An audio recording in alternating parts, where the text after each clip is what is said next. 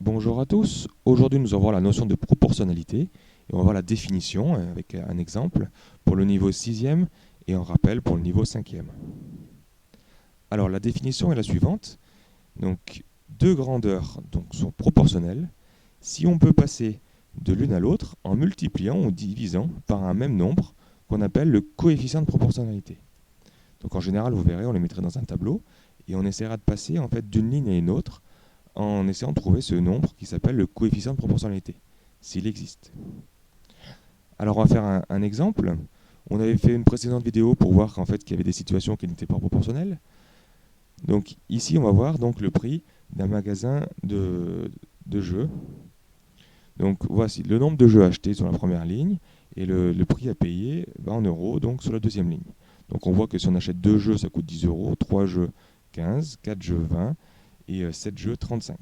On a envie de savoir si le prix des jeux est-il proportionnel au nombre des jeux achetés. Alors on a plusieurs calculs à faire.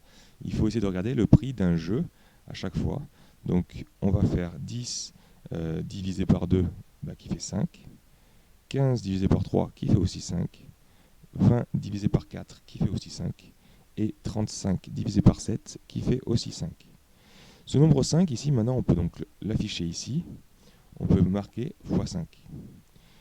Et on peut donc conclure que le prix des jeux, c'est bien proportionnel au nombre de jeux achetés. Ici, parce qu'on a obtenu à chaque fois le même résultat à chacune de ces divisions. On aurait eu une division qui aurait été différente, ça n'aurait pas marché.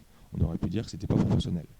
Et le nombre 5, là, qu'on a écrit tout à droite des colonnes, on peut dire que c'est appelé le coefficient de proportionnalité. C'est ce nombre-là qui nous permet de dire en fait si c'est proportionnel ou pas.